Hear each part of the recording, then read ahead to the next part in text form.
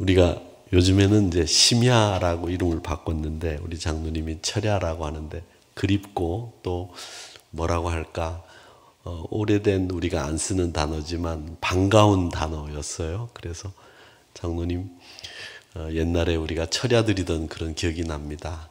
한 10시쯤 모여가지고 밤 2시까지 이렇게 예배 드리고 기도하고 또 토요일 날 새벽 기도 시간에 맞춰서 새벽 기도 끝나고 나면 집으로 돌아가던 그런 때가 있었죠.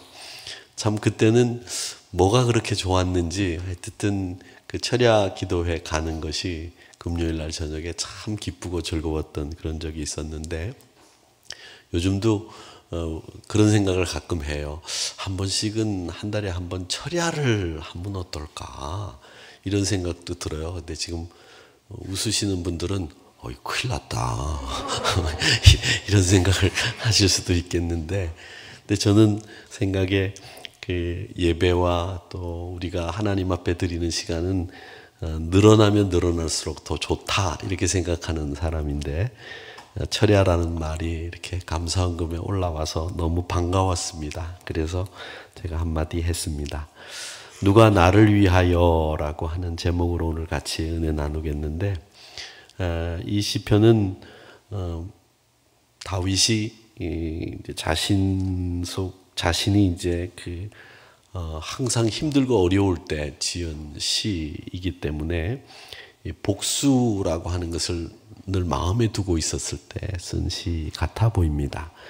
사람들은 억울한 일을 당하게 되면 그 억울한 일을 어떻게 해서든지 갚아내려고 하죠. 복수하려는 마음이 바로 우리 사람들의 마음입니다. 누가 그런 얘기를 하더라고요. 심리학자들은 우리 사람의 DNA 가운데는 복수의 DNA가 있다 이렇게 얘기합니다. 그래서 내가 복수하지 못하더라도 누군가를 통해서 복수하려고 하는 것이 사람의 마음입니다. 이렇게 얘기하죠. 그런데 우리가 복수를 한다고 해서 얻어지는 것이 무엇이 있는가 한번 생각해 보십시오. 이 복수를 하고 난 뒤에 억울하고 또 한이 맺힌 마음이 풀어지기는 하는데 복수하는 만큼 또 내 마음에 평안이 자리를 잡고 있느냐. 갚아주면서 내 마음에 평안이 자리 잡지 못합니다. 왜? 나도 그 사람과 똑같은 일을 해야 되기 때문에 내 마음속에 평안이 있을 수 없죠. 그래서 그 복수는 또 복수를 불러내고 그 복수를 통해서 얻는 것은 아무것도 없다. 이렇게 말을 합니다. 그러니까 이 복수라고 하는 방법은 우리 성도들에게는 결코 옳은 방법이 아니다라는 거죠. 이 시인도 이 사실을 잘 알고 있었기 때문에 인간적인 마음을 가지고 사람에게 복수하는 것은 아무런 의미가 없다. 이렇게 이야기를 합니다. 그러면서 오늘 본문에 보면 94편 1절에 보니까 복수하시는 하나님이여 복수하시는 하나님이여 라고 하는 이 단어가 1절에 2번이나 등장을 합니다. 하나님은 복수하는 하나님이시다라는 말이죠. 그러니까 이 말은 복수는 섣불리 우리 인간이 해서는 안 되는 것이고 복수는 하나님이 하시는 일임을 분명하게 이야기하고 있다라는 겁니다. 잠언 20장 22절 말씀에서도 너는 악을 갚겠다 말하지 말고 여호와를 기다려라. 그가 너를 구원하시리라. 이렇게 말씀하시면서 네가 네 손으로 피 묻히거나 복수할 생각하지 마라. 악의 문제 앞에서 불의한 일 앞에서는 항상 여호와를 기다리는 것이 신앙의 자세이다. 이렇게 말씀하고 있습니다. 이유는 우리의 문제를 누가 해결해 주시느냐? 하나님이 해결해 주시기 때문에 그렇습니다. 그러니까 여러분 보복하기 위해서 여러분들이 가지고 있는 마음의 앙금이 있다면 그 보복은 다 하나님 앞에 맡기는 것이 맞다. 이걸 우리 이 시편 기자는 말씀하고 있습니다. 3절에서부터 7절까지의 말씀에 보면 이 악인들은 말이죠. 오만하고요. 또 죄악으로 인해서 다른 사람들이 고통받거나 마음의 상처를 받는 일에 대해서는 전혀 개의치 않는 사람, 이런 사람들이 악한 사람입니다. 만약에 제가 어떤 일을 하고 어떤 말을 했는데 그 말이 그 사람에게 상처를 주거나 그 사람의 마음에 흠을 낼 수 있다라고 생각했다면 말하지 않는 것이 맞는데, 그것도 생각하지 않고 말을 함으로 해서 그 말 때문에 다른 사람들이 상처를 입는 것, 그건 악한 짓이 될 수 있다는 거죠. 특별히 그리스도인들에게는. 그렇기 때문에 우리 그리스도인들은 하나님 앞에서 오만함과 또 고통받을 수 있는 일에 대해서는 우리가 행하지 않는 것이 맞다라고 하는 것입니다. 심판을 통해서 하나님의 개입이 필요한 이유를 설명하고 있는데, 시인을 지금 어떤 세상을 바라보고 있느냐? 시인이 바라보고 있는 세상은 늘 악인이 승리해요. 하나님을 찬양하기는커녕 자신의 힘과 자신의 성공과 자신의 능력을 자랑하는데 정신이 팔려 있습니다. 이게 악인들의 특징 중에 하나예요. 늘 자기의 힘 자랑하고 자기의 영향력을 과시하고 자기가 얼마나 힘이 있고 능력이 있는 사람인지를 과시하고, 그것을 과시하지 못하면 어떤 수를 쓰든지 그 힘을 나타내 보이려고 하는 것, 이게 바로 악한 이들의 모습이라는 거죠. 우리 믿음의 사람들은 우리의 힘을 자랑하는 사람들이 아닙니다. 믿음의 사람들은 하나님을 찬양하고 하나님을 의지하고 하나님 말씀에 순종하는 것이 믿음의 사람이죠. 내 힘 자랑하려면 그건 씨름판에 가든가 레슬링을 하든가 권투를 해야죠. 우리가 우리 힘 자랑하는 것이 아니라 믿음의 사람들은 하나님의 능력을 자랑하고 하나님의 사랑을 나타내 보이는 것이 믿음의 사람들의 모습이다라고 하는 거죠. 심지어 악한 사람들은 하나님의 통치를 무시합니다. 하나님의 뜻 같은 것은 안중에도 없습니다. 그리고 주의 백성들을 짓밟아요. 주의 소유를 곤고하게 합니다. 그리고 힘없고 약한 사람들을 살해하고 또 그들을 괴롭힌다는 거죠. 하나님께서는 항상 이 약자들의 울부짖음을 들어주시는 분인데, 악인들은 다른 방향으로 가죠. 쭉 다른 방향으로 갑니다. 그 가장 큰 문제가 뭐냐? 7절에 보니까 여호와가 보지 못하며 야곱의 하나님이 알아차리지 못하리라 하나이다. 이게 악한 사람들이 가지고 있는 생각입니다. 내가 이런 일을 하더라도 하나님 모른다는 거죠. 이 악한 사람들이 가지고 있는 생각 중에 가장 나쁜 생각, 하나님은 눈 감고 계시고 알 수도 없고 알아차리지도 못하는 것이 하나님이다 라고 이야기하는 겁니다. 즉 악인들은 하나님이 존재한다고 여기질 않는 거죠. 그들의 보기에는 하나님은 이 땅의 일에 전혀 관여하지 않습니다. 그래서 하나님 없이도 이 세상이 잘 돌아간다는 생각을 갖고 있어요. 여러분, 하나님 없이 이 세상이 잘 돌아갈 수 있다고 생각하는 사람들이 악한 거예요. 그렇기 때문에 하나님의 뜻을 거스리고 하나님을 두려워하지 않습니다. 이런 악인들의 모습이 오늘 시인의 눈에 비춰진 악인들의 모습이에요. 여러분 어떻게 생각하십니까? 혹시라도 나에게 이런 모습이 없지는 않은가, 이런 생각을 이 말씀을 보면서 저도 하게 되는데, 이렇게 해서 악인들이 이 세상에 잘 살 수 있는 거, 그런 거 불편부당합니다만은 하나님이 언젠가는 그런 것들을 다 정리해 주실 것이다 라는 생각을 갖고 기다리면 되는데 기다리지 않는다는 거죠. 그래서 오늘 말씀에도 하나님의 백성이 어째서 악인들에게 탄원을 받고 억압을 받고 부당하게 대우를 당하는지 모르겠습니다. 이렇게 시인이 하소연을 하고 있는 겁니다. 자, 이렇게 시인은 하나님의 심판을 가볍게 여기는 어리석은 사람들을 향해서 경고하고 있는데, 시인은 악인들, 즉 하나님이 없다고 하는 사람들을 어리석은 자라고 생각하고 무지한 사람이라고 생각을 합니다. 어리석은 사람들은요, 항상 동물처럼 이 사리 판단이 분명하지가 못해요. 제대로 판단하지 못합니다. 지혜가 부족합니다. 그래서 하나님의 존재를 부정하는 것에서 더 나아가서 이 세상에서 가장 어리석고 가장 무지한 판단을 하는 것이 악한 사람들의 특징이에요. 그래서 나중에 자기 발을 자기가 찢게 되는 일들을 하는 거죠. 시인은 분명하게 이야기합니다. 하나님께서 우리 인간을 창조하셨기 때문에 우리 인간을 창조하신 하나님, 그 하나님이 우리를 너무나 잘 알고 계시는데 그 하나님의 존재를 부정하고 우리가 어떻게 살 수 있겠습니까? 살 수 없습니다. 그렇게 이야기를 합니다. 9절 말씀에 같이 읽어보겠습니다. 같이 읽어봅니다. 시작. 귀를 지으시니가 듣지 아니하시리야? 눈을 만드시니가 보지 아니하시리야? 즉 아까 7절의 말씀과는 전혀 다른 이야기를 시인은 하고 있죠. 악인들은 하나님이 못 본다, 하나님이 못 듣는다, 하나님이 듣기는 뭘 들어? 하나님이 어디 계시다고? 이게 악한 사람들의 생각. 선한 의인들의 생각은 어떤 생각이냐?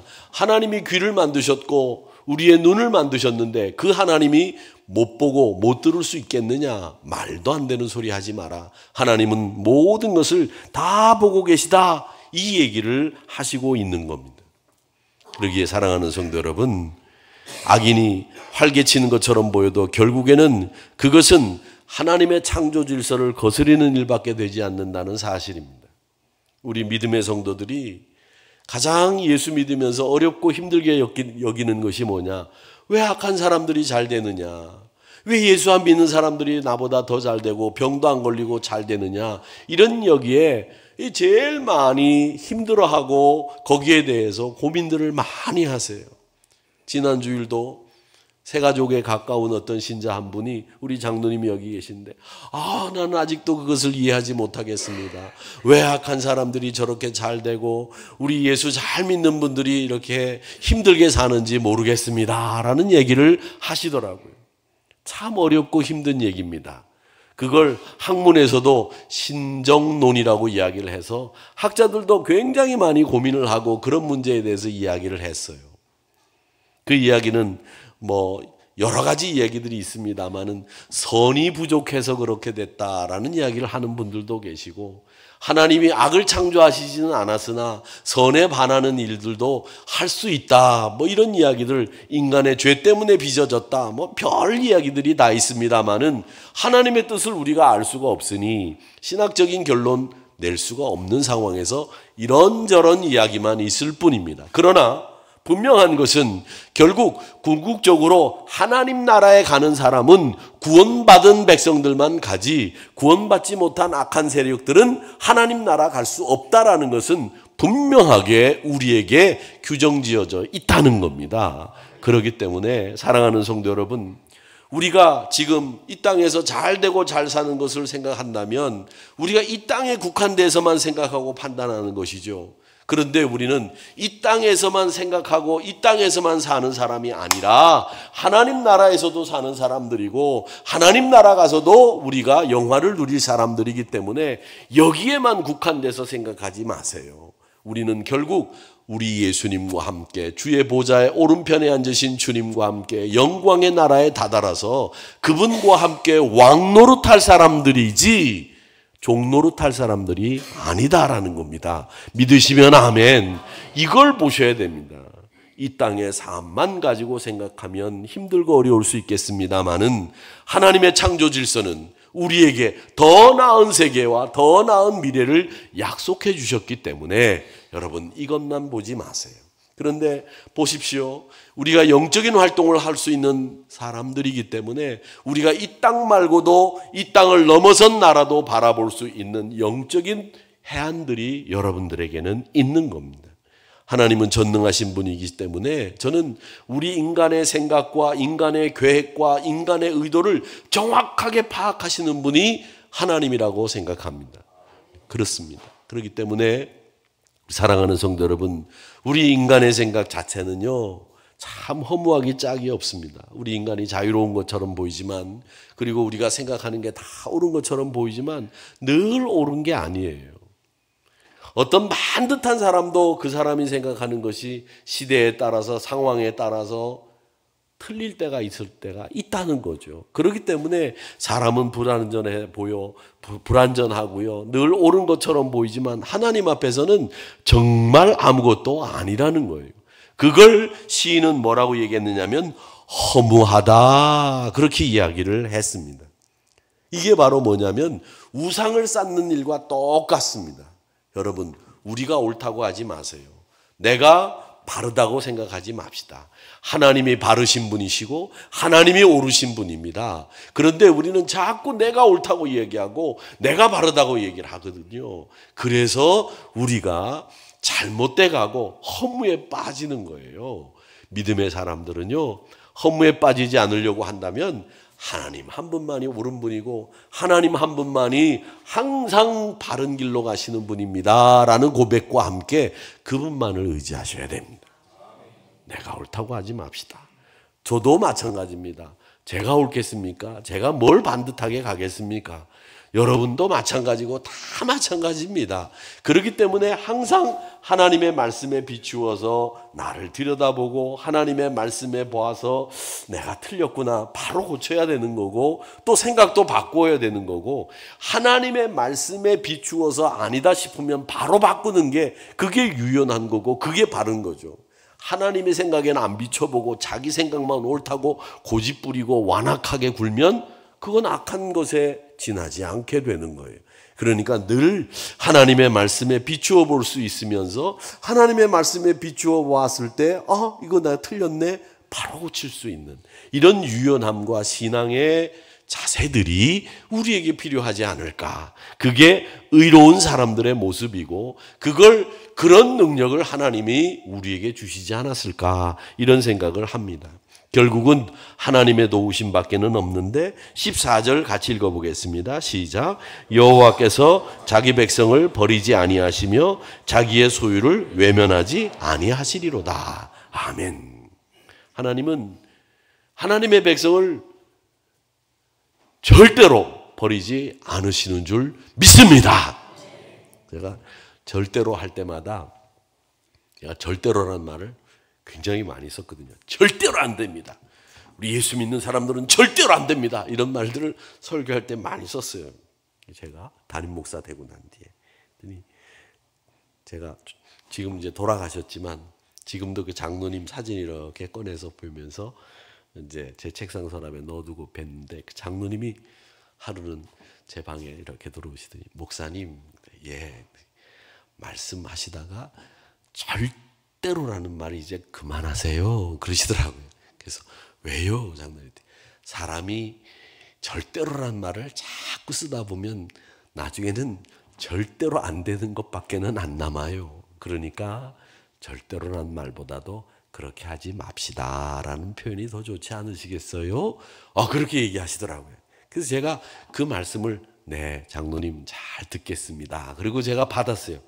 그런데 오늘은 써야 되기 때문에 절대로라는 말을 씁니다. 여러분, 하나님의 사랑 속에는 절대로 하나님 백성을 버리는 법 없으십니다. 이건 절대로 써도 되는 거기 때문에 썼어요. 다른 거는 제가 안 씁니다. 제가 그 말씀을 또 하나 기억하고 있고, 또 기억하는 것은 이 장로님이 이제 그 장로님 말고 다른 장로님이 이 청주에 제가 부목사 시절에 목회를 하지 않았어요? 목회를 했는데 제가 오늘은 약간 붉은색이 난 넥타이를 맸는데 장로님이 참 제가 좋아하는 장로님인데 들어오셔가지고 목사님, 네, 주일날은 빨간색 넥타이 매지 마세요 그러시더라고요. 그래서 제가 그 말을 듣고 주일날 목사가 빨간색 넥타이 매면 안 되는 거구나 그때 배웠어요. 근데 딴 데는 안 그러더라고요. 충청도라 그랬던 모양이에요. 근데 색깔마다 지역마다 조금씩은 그 신앙의 성향들이 좀 달라서 거기에 맞춰서 목사가 불편하게 해드리는 것은 안 좋잖아요. 그렇잖아요. 제가 빨간색 주일날 넥타이 맨 걸 보고 불편해하는 성도들인데 굳이 빨간색을 맬 필요가 있나요? 내가 이거 빨간색 안 매면 설교가 안 돼요? 아니잖아요. 그러면 안 매는 게 맞죠. 이게 바울의 처신입니다. 그러니까 여러분들도 혹시 제가 굳이 이 색깔 넥타이를 매지 않았으면 좋겠다 싶으면 저한테 말씀해 주시면 제가 다음부터는 이 넥타이를 안 맬 수 있습니다. 어때요? 왜 갑자기 조용해지시나요? 네. 마음에 안 드는 게 있으시면 오셔서 얘기하시면 돼요. 근데 마음에 안 드는 거를 우리 교인들은 요즘에는 다 얘기하시더라고요. 오셔가지고 목사님 머리 이번에 어디서 자르셨습니까? 부터 시작을 해서 다 이야기를 하셔서 제가 잘 알고 있습니다만은 이 절대로라는 말 때문에 이런 이야기가 나왔습니다. 저는 하나님에 관해서 말씀을 드릴 때는 절대로라는 표현을 써도 된다고 생각합니다. 왜? 하나님은 변하시지 않는 분이고 우리 인간처럼 이랬다 저랬다 하는 분이 아니기 때문에 절대로라는 표현을 써도 된다고 믿습니다. 하나님은 절대로 하나님의 백성을 버리지 않으십니다. 그렇기 때문에 악인들이 아무리 교만하고 마구짓거리고 오만하게 떠들고 주의 백성을 짓밟는다고 하더라도 하나님이 지켜주실 줄 믿습니다. 시인은 하나님 앞에 그래서 이렇게 부르짖습니다. 16절입니다. 같이 읽습니다. 누가 나를 위하여 일어나서 행악자들을 치며 누가 나를 위하여 일어나서 악행하는 자들을 칠까? 누가 나를 위해서 그렇게 할 수 있겠습니까? 우리 하나님이 그렇게 하십니다. 침묵 속에서 내 발이 미끄러질 때도 내 근심이 많을 때에도 하나님은 나를 위해서 그 모든 시간 가운데 함께 하시는 하나님이신 줄 믿습니다. 내가 근심에 빠져 있을 때, 내가 허우적거리는 그 고통 속에 있을 때에도 우리 하나님은 위로해 주시고 나에게 의지가 되어 주실 뿐만 아니라 극복하실 수 있는 힘을 주시는 분이라고 하는 것을 여러분 기억하시기를 바랍니다. 우리 하나님은 무한하신 사랑의 하나님이세요. 그래서 누가 나를 위해서 목숨을 대신할 수 있느냐 이렇게 물었을 때 우리 인간은 그렇게 할 수 없습니다. 그러나 우리 하나님만큼은 예수 그리스도, 그의 아들 독생자 예수 그리스도를 우리에게 주셔서 대신 죽게 하셨고 대신 그로 말미암아 피를 흘리게 하셔서 우리에게 자유함을 더해 주셨습니다. 그러기에 사랑하는 성도 여러분, 악인 앞에서 흔들리지 마시고 하나님은 절대로 우리를 버리시지 않는 분이라고 하는 확신을 가지시고 늘 승리하시고 십자가의 크신 사랑을 자랑하는 우리 한우리 성도님들이 되시기를 주님의 이름으로 축복합니다.